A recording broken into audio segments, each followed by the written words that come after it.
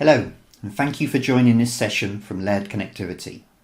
My name is Mark Duncombe, and I am the European FAE for Laird Connectivity, focusing on LoRaWAN and Bluetooth products. This session will show you how to get BLE sensor data into the cloud via LoRaWAN.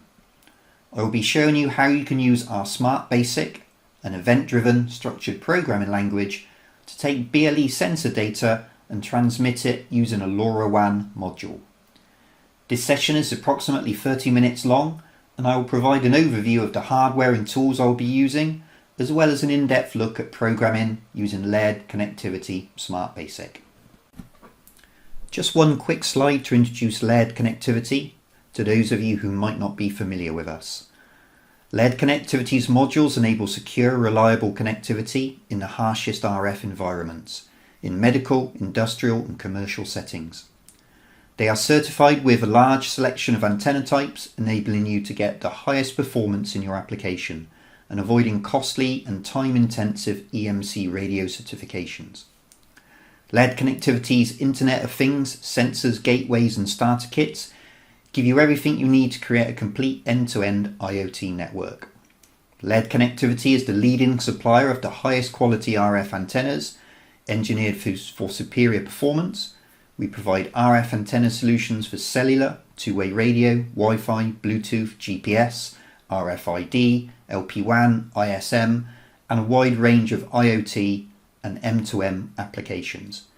In addition to our off-the-shelf solutions, we provide comprehensive antenna design support, such as simulation, testing, and manufacturing for custom antenna solutions to meet your specific application needs. Laird Connectivity also offers a wide variety of customization options that enable customer-specific applications and IoT solutions. Whether you need a custom-made product, require specific software features, or need complete product development services, we use in-house expertise to quickly bring your product to market with the results you want. So no matter what your IoT application requires, Laird Connectivity has the right solution for you. In this demonstration, I will use the Laird Connectivity BT510 Bluetooth Low Energy sensor to advertise temperature data over BLE. I'll then use a Laird Connectivity RM186 module mounted on a dev board to scan for those Bluetooth low energy adverts, and then subsequently extract the temperature data from them. Once the temperature data has been extracted from the advert, it will be formatted into a Cayenne packet and transmitted over LoRaWAN to a Laird Connectivity RG186 LoRaWAN gateway. From the gateway, the LoRaWAN packet will be encapsulated into an IP packet and sent via Wi-Fi to the TTN network server in the cloud. We will now just have a quick look at the BT510 BLE sensor used for this demo. The BT510 includes a temperature, accelerometer and open-close sensor. It can advertise over regular 1 meg PHY or make use of the LE-coded PHY long range of Bluetooth 5. It's powered by a single CR2477 lithium battery to provide multi-year battery life. But for the purposes of this demo, we will just use the temperature sensor and configure the BT510 via the BT510 smartphone app. The Laird Connectivity RM186 LoRaWAN BLE module will be used to scan for the adverts from the BT510 sensor.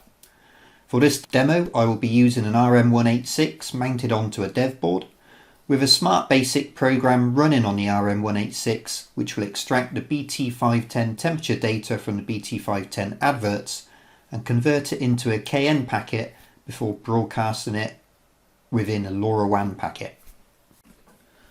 The RM186 will be running a Smart Basic program. Smart Basic is Laird Connectivity's own structured, event-driven programming language, which has been optimized for running on embedded devices to minimize power consumption. Smart Basic exposes various radio functions for both LoRaWAN and BLE. This allows the RM186 running Smart Basic to function as a standalone device without the need for an external microcontroller if required. Once the RM186 has broadcast a LoRaWAN packet containing the BT510 temperature data, it will be received by a Laird connectivity RG186 LoRaWAN gateway. The RG186 is available as both an indoor gateway and an external gateway within an IP67 housing. Both Wi-Fi and Ethernet are available for forwarding the packet to the network server, and the RG186 provides easy to use web-based graphical configuration as well as remote management features. Now just a final review of what we will be doing today before we start the demonstration itself. To configure the BT510 sensor, we will use a smartphone app. The smartphone app is available for both Android and iOS. Within the app, we can search for advertising BT510 sensors. So if I go ahead and press the search button, within a few seconds we can see my BT510 sensor appear. So identified by its MAC address. If I now click on it, it opens up the main screen. And here we can see live temperature data. Also on this screen we have access to log information. We can also go in and change settings.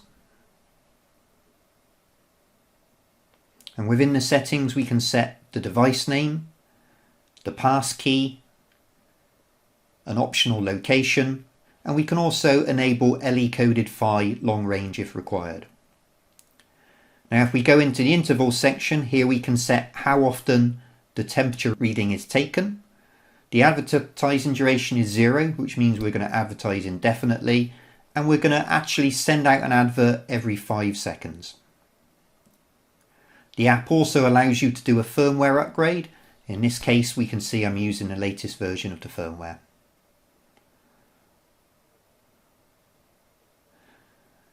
So just going back onto the main screen, we can see the live temperature value 24.66 degrees. And if I go back again, I will now disconnect from the BT510 sensor. I can check that the BT510 sensor is indeed advertising by using Nordic NRF Connect. This will scan for any nearby BLE devices advertising, and here is my BT510 sensor. We can see that the actual payload is made up of a number of data fields, and we can see it's advertising every 5 seconds approximately. These data fields are identified by a company ID, and within that payload we will actually find our temperature data. And just digging down into a little more detail, you can see the data type OXFF, which is a manufacturer specific data type, which is where the temperature value resides. Now to set up the RM186 dev board. From our own terminal program, UW Terminal X, I'm going to select the device as RM186 as well as the COM port and the baud rate, and once connected I can send ATI0 to confirm I'm connected to an RM186. ATI3 returns the firmware version, whereas ATI4 returns the MAC address. By doing an AT plus DIR I can see which Smart Basic programs are loaded, and an AT ampersand F1 will clear the flash file system so that I can start from scratch. I can also send various config commands to set the device EUI, the app EUI, and the app key. ATZ restarts the RM186. And to actually load a Smart Basic program, I right click, select the program I want to load, and this will now be compiled and loaded into the RM186. And at the top here you can see the countdown as the program loads. So it's finished loading, and if I repeat the AT plus DIR, I can now see I have a program loaded into Flash called TTN. I'm already logged into my TTN account, so I'm going to go to Applications. Here I've already created a Laird Workshop application, and within that Laird Workshop application I have one device already registered to that application. This device is my RM186, and if we drill down we can see the various keys that I've already used to program the RM186, including the device EUI, the app key, and the API UI will have been assigned by TTN. I can now go into data. I'm going to clear this to make it easier to see the data arriving. I will run the program on my RM186 by typing TTN. Here we can see it started scanning for BLE adverts as well as trying to join the LoRaWAN network. It's now joined the network and we now have a list of the 8 channels we'll be using. We can see there is duty cycle available and we've received our first BLE advert, which we've decoded, and we can see the temperature is 27.49 degrees. 5 seconds later, a second BLE advert arrives. Shortly afterwards, the RM186 will compose a message with the temperature payload and it will transmit that to the LoRaWAN network. BLE adverts continue to be received and we have duty cycle available for a second LoRaWAN transmission. While we wait for the second LoRaWAN transmission to be sent, we can see BLE adverts are still being received every 5 seconds with our temperature data.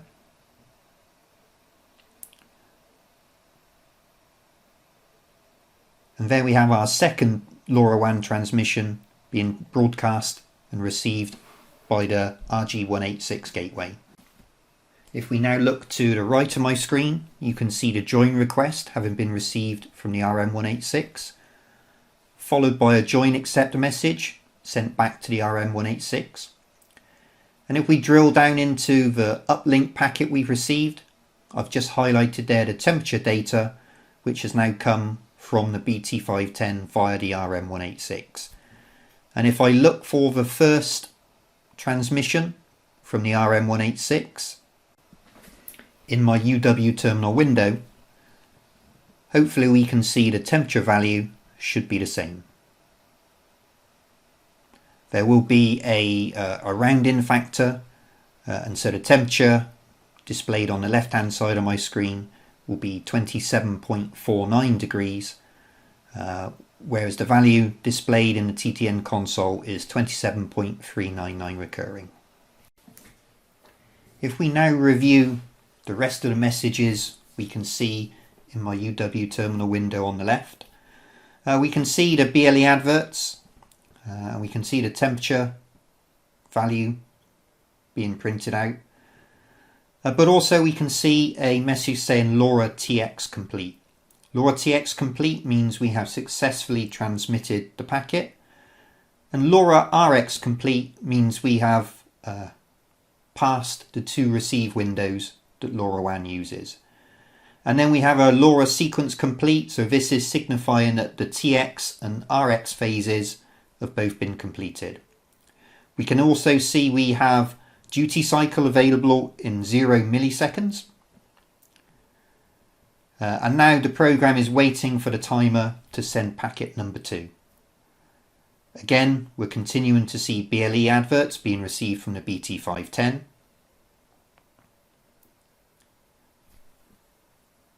And the next event is a timer wake up. The Smart Basic program takes the temperature sensor data, puts it into a LoRaWAN packet, and then transmits it. And again, we'll see the LoRa TX complete, a LoRa RX complete, and then finally a sequence complete message to say that the TX RX sequence has been completed. This time, our next available duty cycle is in roughly 5 seconds. Now we're going to look at the Smart Basic program we are using during this demonstration. This program was produced in cooperation with M2M Germany, who were at the TTN conference back in January with us and helped produce this demonstration. So we can see within Smart Basic we have a number of comments that are in green. We can then see some constants which we're defining. These constants, for example, can include app keys, device EUIs. They can also include information such as the Bluetooth address of the device that we're going to be working with today. We can also define things like GPIO pins to decide how we're going to use them. For example, here I'm defining pins to use for the UART connection to UW terminal. We're also defining some timers, So these timers might be, for example, how often we're going to send a LoRaWAN packet. We're going to keep them fairly short for the purpose of this demo. We can then go ahead and define some variables, in this case global variables. So for example, we're defining a string payload, which would be the payload we're going to send over LoRaWAN. And then also we've got an integer sensor temperature. We can also have some include files. So if we want to reuse some code over and over again, we can include an include file within Smart Basic. Smart Basic supports functions and subroutines. So for example, here we have a subroutine which is dealing with error handling. So should a function ever return an error code, we can call this subroutine to take action on that error. Here's another subroutine. This subroutine is getting the channel list that we're going to be using, and then it will print those channels out to the UART. If I scroll down a bit further, we can see where that channel list function is being called. That channel list subroutine is being called, and it's being called from within the function LoRaMac joined. So when we've joined the LoRa network, we'll then print out to the screen a list of the channels that we're going to be using. If I scroll right down to the bottom of the Smart Basic program, we have the wait event command. This is very important. A programmer needs to write his program so the program is set at wait event for as much time as possible. This allows Smart Basic to put the module into a low power mode. Then whenever an event is thrown, we will then call an appropriate handler, and the Smart Basic program will then deal with the event that's just been thrown.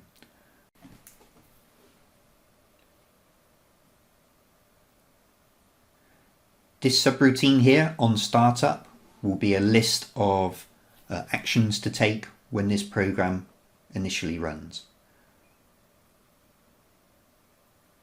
So we can see here we have one of the first things we'll do when the program runs is we will try and join the LoRa network.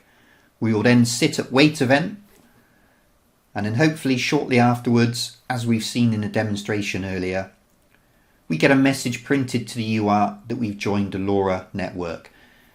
This is done by this particular event calling the handler, and the handler in question is the LoRaMac joined. So this function will then print out to the screen to say that we've joined the network. It will then go on to print out a channel list by calling the subroutine getChannelList that we've just looked at. We're also setting a flag here to show that we have now joined the network.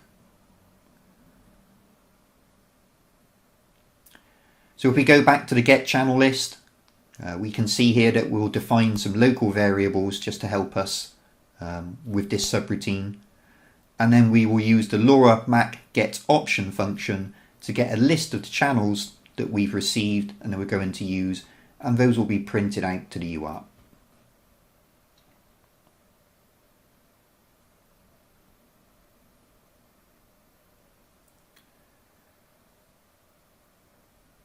Now if we go back to the events,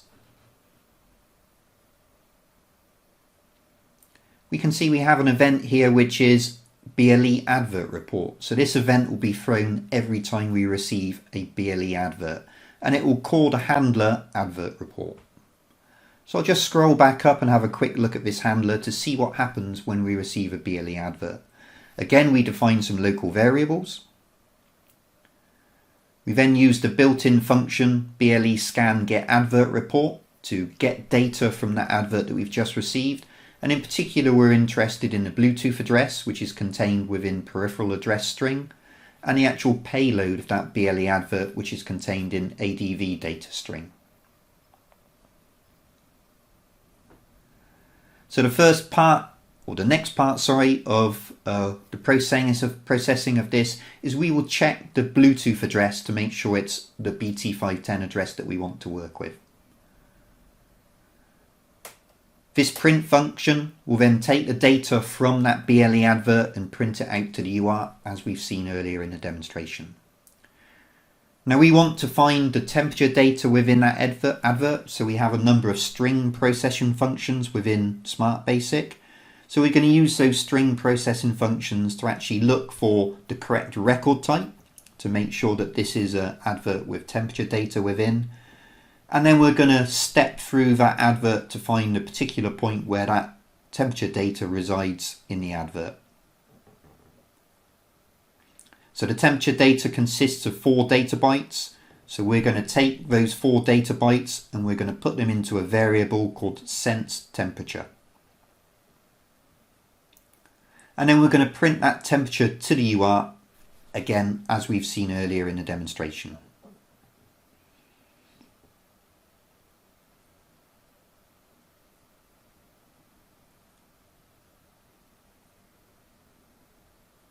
And then we will continue to get further adverts and process them as required. Going back to the events, we can see we have a timer event. So this controls how often we actually decide to send LoRaWAN packets. So this calls the handler timer handler. So we have a look at the timer handler. We can see that this timer handler is actually going to check that duty cycle is available before it sends. So if the flag new duty cycle is set, then we can go ahead and compose our LoRaWAN packet from the BLE data that we processed earlier.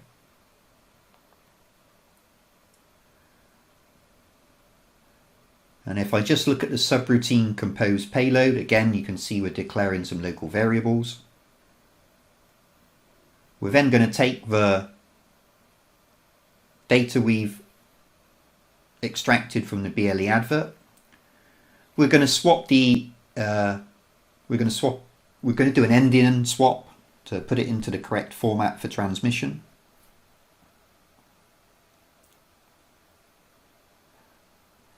And then we're going to put the sensor temperature into a string called payload string. And this payload string will be what we actually send over LoRaWAN.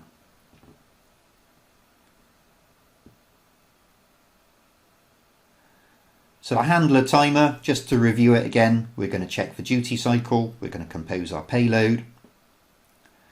We're just going to use the LoRaMac query TX possible to check that our payload is small enough to send in a LoRa packet. And if it is, we're going to go ahead and use the function LoRaMac TX data to send that data over LoRaWAN. And you can see here that the data we're going to be sending is payload string, which will contain the sensor data, the temperature data.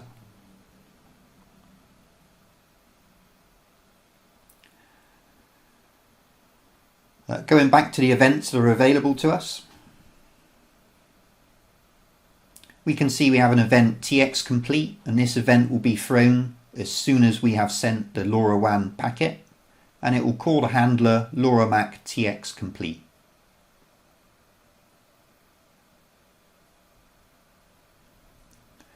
When we've passed the 2 receive windows, then the event LoRaMac RX complete will be thrown, and again we will then call the handler LoRaMac RX complete. And when both of those actions have been completed successfully, then the event LoRaMac sequence complete is thrown and we call the handler sequence complete. And just to have a quick look at that sequence complete, so you can see what we're going to do is we're going to print to the UART to say that we have completed that sequence. And then if we go back to the events, we can see we have an event that will be thrown LoRaMac next TX, and this can be used to tell us when we can actually now send our next packet. So it's going to check to see if we have duty cycle available. And so just having a look at this function, we check to see if we're already joined to the network, and if we are joined to the network, then we'll set the duty cycle flag that we have duty cycle available. If we weren't joined to the network, then it would force a join. If we now go back to my TTN console and have a look how the gateway is set up. So here we can see my gateway. The gateway is an 868 gateway and it's shown as connected. Drilling down in, we can see that this gateway last connected 14 seconds ago. Here we can see the gateway EUI. This gateway is set up at my home in Stanton Drew in the UK. We can check for data that is being forwarded by the gateway, and I have a number of sensors that are active here at my home, and so I can see we have information relating to uplinks from those sensors. So what I'll do now is I'll just show you the web configuration interface for the RG186 gateway. So if I log in, the first screen I'll come to is my dashboard. So my dashboard is showing me the firmware version of the gateway. It shows me I'm connected to LoRa, and again there's my gateway EUI, and here's the LoRa network server that I'm currently forwarding packets to. We can see I have Wi-Fi connected, and this is the name of the Wi-Fi network I'm using. I'm not using the Ethernet port, so everything will be forwarded via the Wi-Fi. This next screen would allow me to configure the Wi-Fi if I was using that, if required. But if we go onto the Wi-Fi screen, we can scan for Wi-Fi networks, we can have multiple Wi-Fi profiles loaded, and we can also see advanced information about the network we're using, including bitrate, RSSI and channel information. If I now go onto the LoRa tab, we can see that we have the option of selecting a preset. The preset makes it super easy to configure the RG186 gateway, but in this instance I've manually configured the gateway, so I'm using the Semtech packet forwarder. And here we can see the server address I'm forwarding packets to along with the port numbers. If I go onto the radio screen, we can see which channels I've actually configured for radio 0 and radio 1, and here you can see the default channels of 0, 1 and 2, the standard channels, as well as the additional 5 channels that were added when my RM186 joined the TTN network. This screen also gives you a good graphical overview of the duty cycle available on each of those channels. We have some advanced options for the Semtech forwarder,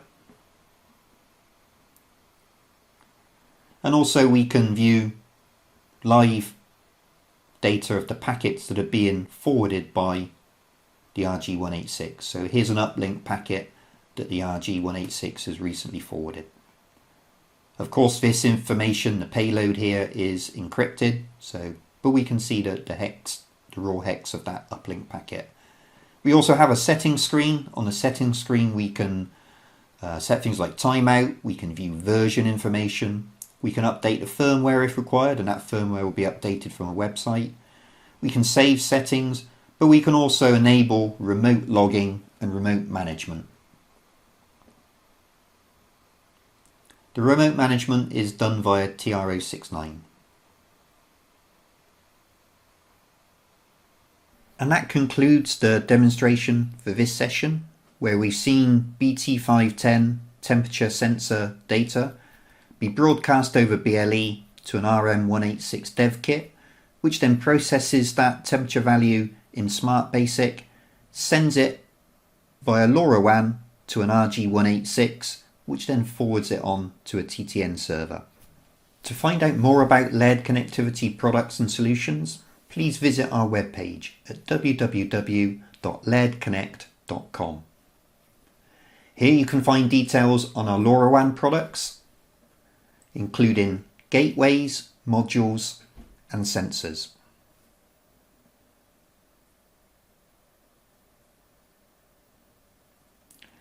As well as information about our other wireless technologies, including Wi-Fi, Bluetooth and cellular solutions.